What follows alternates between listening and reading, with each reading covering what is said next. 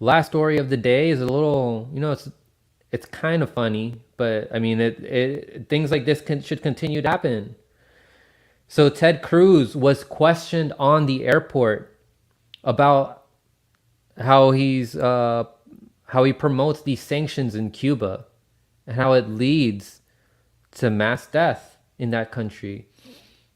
And so Alex Rubinstein published this article on Minpress News, and I'm going to play some footage for you guys of how Ted Cruz was questioned about this. So Minpress News confronts Senator Cruz on murderous U.S. sanctions. It was clear that the senator had no actual defense of the murderous policies for which he has advocated.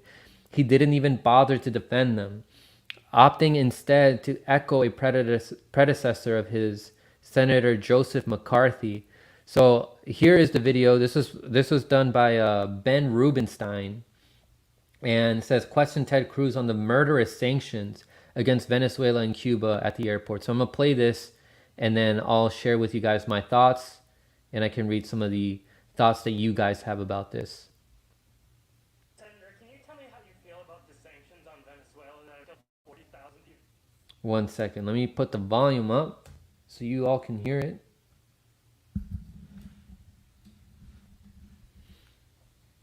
Senator, can you tell me how you feel about the sanctions on Venezuela that have killed 40,000 people between 2015 and 2017? Good to see you have a good trip. So how many more deaths are you going to justify? So I think that you're defending the neuro socialists and horrific. Well, what about all the children who are dying because of U.S. sanctions? You know, you just give it a rest if you want to defend communism. Do you not care about the dead children because of sanctions? Hold on, you got text mode. Do you not, Hang on now. do you not care, Senator? All right, so he didn't even answer the question. He's like, "Oh, so you're defending communism? Like what?"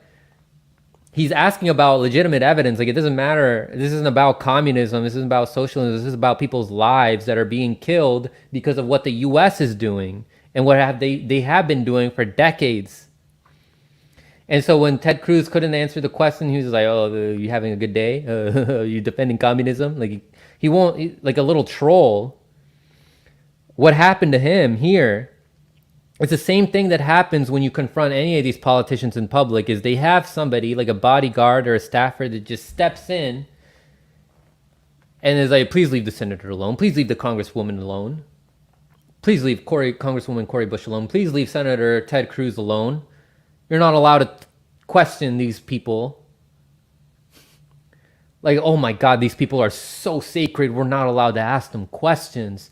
Us, the people who they represent, we're not allowed to ask them questions about how they're not helping us or how they're killing other people with our taxpayer money." So we're going to get into who this guy is, though, who stepped in. There are people dying. There are people dying. And what about Cuba? We're hanging out now. What's your name? Jeff Rowe. Jeff Rowe. Senator, can you tell me? That was so funny. He's like, "We're hanging out now." And he told him straight up, it was like, Jeff Rowe, or whatever his name was. Jeff Rowe. But there's something significant about that guy that was discussed in this article. But this is what you should be doing. All of us should be doing this. If we ever run into a politician, don't be afraid to question them. Don't be afraid to question them. This is how you expose them. You have a phone, pull out your camera, ask them the hard questions. If you run into AOC, if you run into Cori Bush, if you run into Nancy Pelosi or Chuck Schumer out in public, pull out your phone, start recording, and ask them a question. So Alex Rubinstein, he goes on to say that, clearly, Ted Cruz didn't have an answer. So it was clear that the senator had no actual defense of the murderous policies for which he has advocated. And that's the thing. Like when they have no defense, that's when their bodyguard or whatever steps in and defends them and stops them from, tells you to go away and to leave them alone. He didn't even bother to defend them, opting instead to echo a predecessor of his, Senator Joseph McCarthy. While confronting Cruz, Rubinstein wasn't just making up numbers. His figure that 40,000 people have died from U.S. sanctions on Venezuela comes from a 2019 study by the economics think tank Center for Economic and Policy Research, which found that sanctions have inflicted and increasingly inflicted very serious harm to human life and health, including an estimated more than 40,000 deaths from 2017 to 2018, and that these sanctions would fit the definition of collective punishment of the civilian population as described in both the Geneva and Hague International Conventions, to which the U.S. is a signatory. So they're illegal. And that's the thing that we got to do, is when we confront these politicians, you guys are informed. You guys study this stuff, day in and day out. You have the evidence in your head, or, you have access to your phone. You can quickly look something up to make sure and question them and bring up facts and evidence. Other people will see that. Other people will look for that information for themselves to confirm. And this is what we got to do. Expose these bootlickers, these people who aren't serving us, and quite frankly, these murderers. The sanctions are also illegal under international law and treaties that the U.S. has signed and would appear to violate U.S. law as well, the study continues.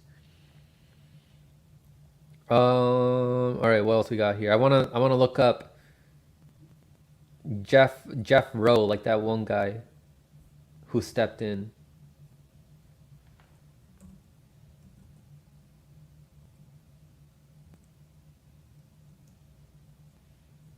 All right, so Robbie Yeager, he looked into this too, and I'm gonna have him on as a guest next week. Hopefully he'll come on. I asked him what day is best, but anyway, Ben Rubenstein first said, "Dude running interference to stop me asking Ted Cruz about his support for infanticide because we're hanging out is hog farmer turned GOP consultant and Axiom Strategies founder, Jeff Rowe. The next Karl Rove, a man killed himself after Rowe put out nasty attack ads on him. Like that's how little they value human life. Like they put out ads, like if you stand in their way, they'll put out attack ads that will ruin your life, that could lead to suicide. They don't care. They don't care because what's mainly important to them is their own career, their own success, having, their comfortable life where they can show off that they have all these yachts and properties over here and beautiful mansion over there by the lake. They don't care about human life. And so Ben Rubenstein put up this information about him. So let me just read this right here.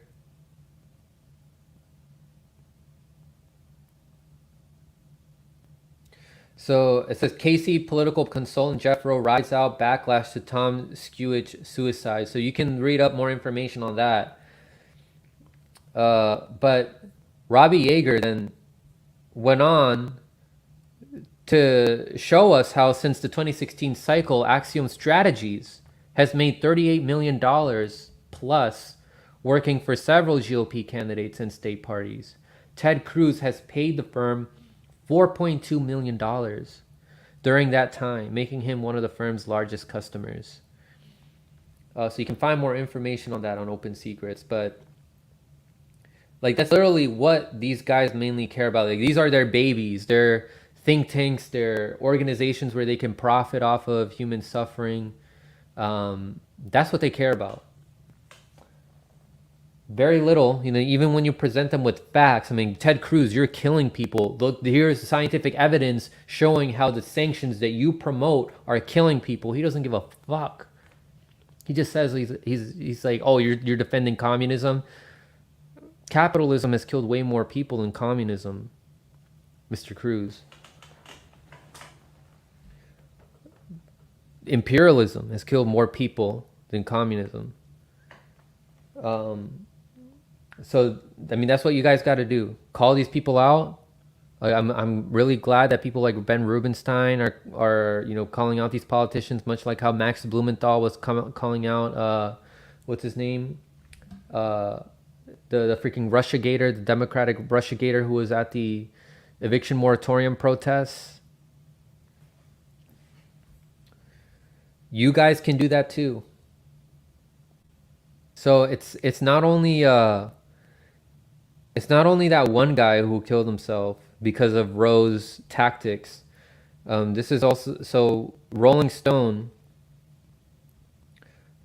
has also stated that Roe has a reputation for trashy ads and quickly became known for his win at all cost tactics, digging through opponents' trash cans and sending young staffers posing as journalists or volunteers into rival campaign offices to capture damning comments.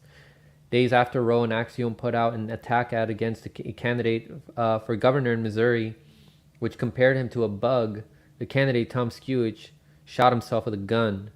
Just a month after announcing his candidacy, Roe was widely blamed for pushing Skewich to the point of suicide, even by members of his own party. So that's how little, they care about life, as I was saying earlier. It's win at all costs. But yeah, guys, those are all the stories that I have for you guys today. If you guys have any comments, let me know here. I'll hang out just for like a couple more minutes. If you have questions for me or anything, I'll stick around. But that's all the stories I wanted to talk about today. There will be more that I can talk about next week. On Sunday, I'm going live with some of the Fred Hampton leftist members. I'm excited about that. We can talk about reparations. We can talk about Fred Hampton, the Black Panthers. I'll have other questions set up for them, but it's going to be Sabby Sabs, RJ, and for the first time, I'll have on JB Font and Nick. So that makes, I pretty much have had all Fred Hampton members on except for Rome and Hair of the Dog.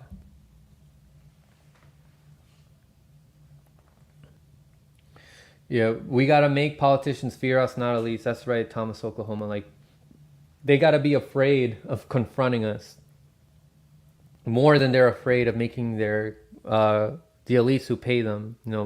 We have to make them more afraid of us and afraid of those people who give them money.